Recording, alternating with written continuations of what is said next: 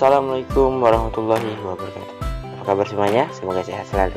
Perkenalkan kami dari kelompok 2. Yang pertama Muhammad Fikir Irawan, kedua Siti Walida, ketiga Septi Arianti, dan keempat Fiona Kuiteria Palicida. Kami dari kelas 5D, mata kuliah pendalaman materi IPS SD, dosen pengampu Devi Pramika SPD MSI.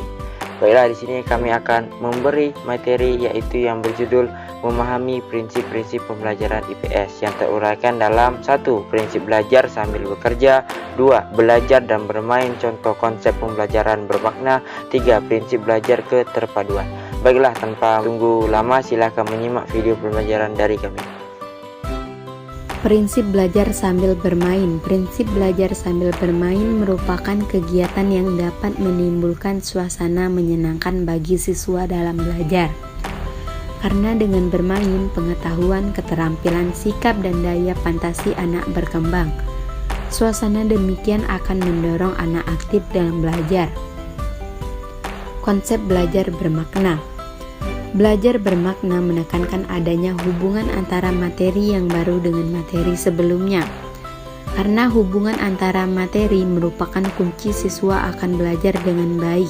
Prinsip-prinsip belajar bermakna. Yang pertama, advance organizer. Yang kedua, diferensiasi progresif. Yang ketiga, belajar subordinat. Dan yang terakhir, penyesuaian integratif. Langkah-langkah dalam proses pelaksanaan belajar bermakna. Yang pertama, guru harus menentukan tujuan dari proses belajar. Yang kedua, guru melakukan identifikasi karakter siswa. Yang ketiga, memilih dan memilah materi pembelajaran. Yang keempat, menentukan materi ke dalam topik-topik. Yang kelima, mempelajari konsep-konsep inti tersebut dan menerapkan dalam bentuk nyata atau konkret. Yang keenam, melakukan penilaian. Baiklah, di sini saya akan membahas tentang prinsip belajar sambil bekerja. Sebelumnya kita ketahui dulu apa itu prinsip belajar sambil bekerja. Prinsip belajar sambil bekerja yaitu suatu kegiatan yang dilakukan berdasarkan pengalaman untuk mengembangkan dan memperoleh pengalaman baru. Pengalaman belajar yang diperoleh melalui bekerja tidak mudah dilupakan oleh anak. Dengan demikian, proses belajar yang memberi kesempatan kepada anak untuk bekerja. Berbuat sesuatu akan memupuk kepercayaan diri, gembira, dan puas karena kemampuannya tersalurkan dengan melihat hasil kerjanya. Di sini ada sebuah contoh dari prinsip belajar sambil bekerja, yaitu seorang mahasiswa yang kuliah sambil bekerja.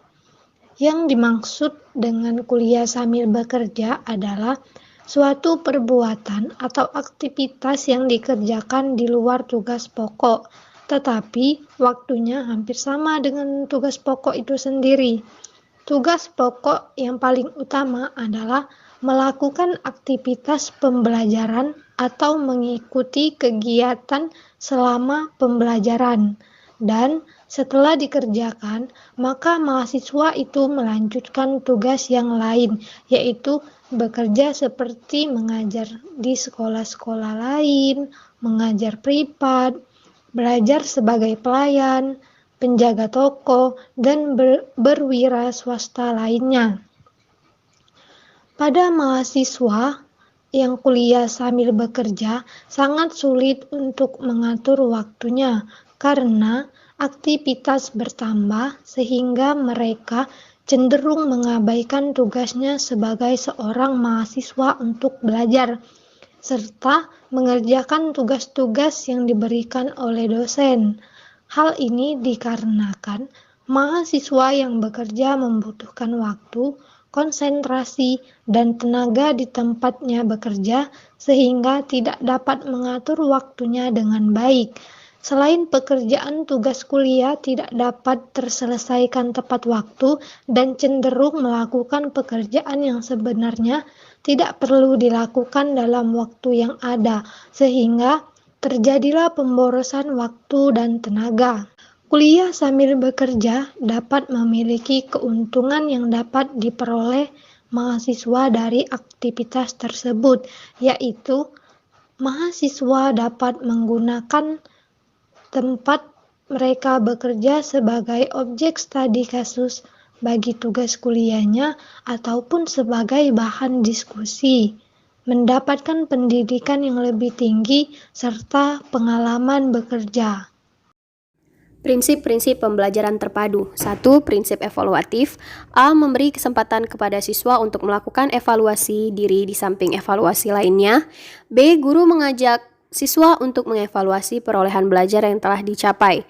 2. Prinsip reaksi. Dampak pengiring atau natural efek yang penting bagi perilaku secara sadar belum tersentuh oleh guru dalam kegiatan belajar mengajar. Karena itu, guru dituntut agar mampu merencanakan dan melaksanakan pembelajaran sehingga tercapai secara tuntas tujuan-tujuan pembelajaran. Terima kasih sudah mendengarkan penjelasan dari kami. Semoga kalian mengerti. Sampai jumpa.